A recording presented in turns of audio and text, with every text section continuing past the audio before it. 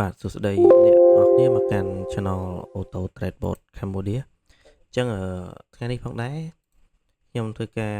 បង្ហាញពី setting ដែលហៅថាវីដេអូនៅក្នុងការណែនាំនៅ version 7.3 ហ្នឹងគឺខ្ញុំអត់បានណែនាំពី setting មួយចំនួនទៀតអញ្ចឹងណាអញ្ចឹង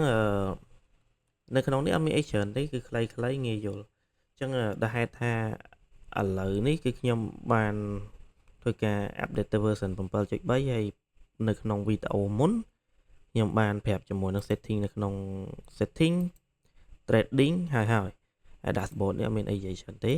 ក៏ប៉ុន្តែនៅក្នុងចំណុចមួយនៅក្នុង setting ហ្នឹងគឺខ្ញុំអត់បានលម្អិតថាម៉េចនៅក្នុងចំណុចកន្លែង lot size ក្នុង lot size ក្នុងវីដេអូខ្ញុំចាស់នោះគឺខ្ញុំដាក់ 1.5 ក៏ប៉ុន្តែខ្ញុំអត់ recommend ឲ្យអ្នកនរគ្នាដាក់ 1.5 ទេអានេះទៅហេតុតែខ្ញុំដាក់តេស្តទេហើយលុយ balance ខ្ញុំតេស្តទៅដាច់ក៏ដាច់ទៅចោលអញ្ចឹងណាខ្ញុំអត់ខ្វល់ទេសំខាន់តេស្តឲ្យដឹងថាវាដើរអត់សម្រាប់អ្នកដែលគាត់យកទៅប្រើប្រាស់ឲ្យដឹងថាប្រសិទ្ធភាពអញ្ចឹងណាអញ្ចឹងខ្ញុំអត់ recommend ឲ្យដាក់ 1.5 ទេអ្នកនរគ្នាដាក់ធំអស់ហើយ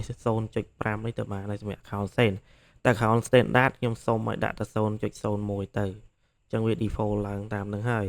វាទិញមិនមែនថាយើងដាក់ 0.01 វាឡើង 0.01 តែរហូតទេអត់ទេបើតម្លៃវាច្បាស់លាស់វានឹងចេញ 0.2 0.03 អីចឹងទៅតាមគណនាជាក់ស្ដែងហើយមួយវិញទៀតពាក់ព័ន្ធជាមួយនឹងbot mini ផងដែរគឺបញ្ជាក់វាដើរតាម flow chart trader ច្បាស់លាស់អញ្ចឹងតើតាមាន signal បើវាដើរអត់ signal ក៏វាដើរដូចជាក់ស្ដែងឥឡូវនេះវាចាប់ IFG អញ្ចឹងវាឃើញថា signal គឺ sell ជាលក្ខណៈ Paris អញ្ចឹងមានន័យថា signal នឹងឡើងហើយនឹងបុកចុះមកវិញអញ្ចឹងវានឹងធ្វើការដល់កន្លែងលើហ្នឹងវានឹងធ្វើការ sell តម្លាក់អញ្ចឹងជាក់ស្ដែងនៅក្នុងនេះគឺ account មួយនេះគឺកំពុងតែ sell តម្លាក់អញ្ចឹងខ្ញុំសូមបញ្ជាក់អ្នកនរគ្នាថាពេលខ្លះយើងដាក់នៅពេលដែលផ្សារដែលមាន signal អត់ច្បាស់លាស់ក៏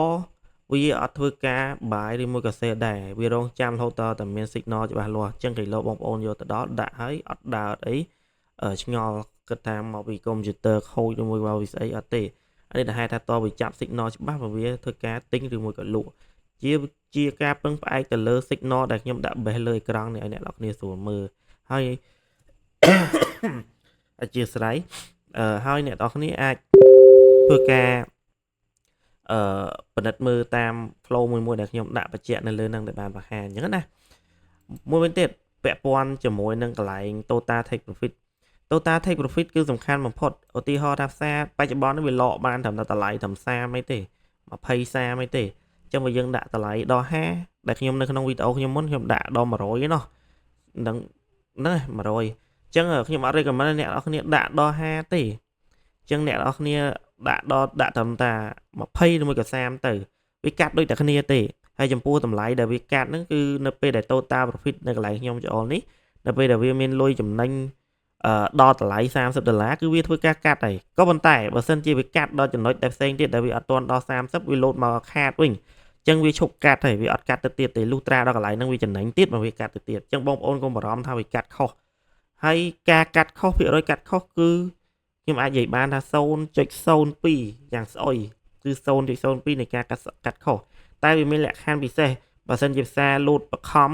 ក៏វាអាចកាត់ខុសលើនឹងដែរតែវាមិនជាបញ្ហាចោលទេនៅពេលវាចូល signal ត្រូវវានឹង recovery មកវិញបើសិនជាបងប្អូនដាក់តម្លៃ target ចន្លោះពី20ទៅ30អញ្ចឹងណាអញ្ចឹងនៅក្នុងវីដេអូហ្នឹងគឺមានតែប៉ុណ្្នឹងទេបង្ហាញតែពីចំណុចហ្នឹងទេដែលសំខាន់បំផុតសម្រាប់បងប្អូនក្នុងការធ្វើការប្រើប្រាស់ទី1គឺ lot size ទី2គឺ total profit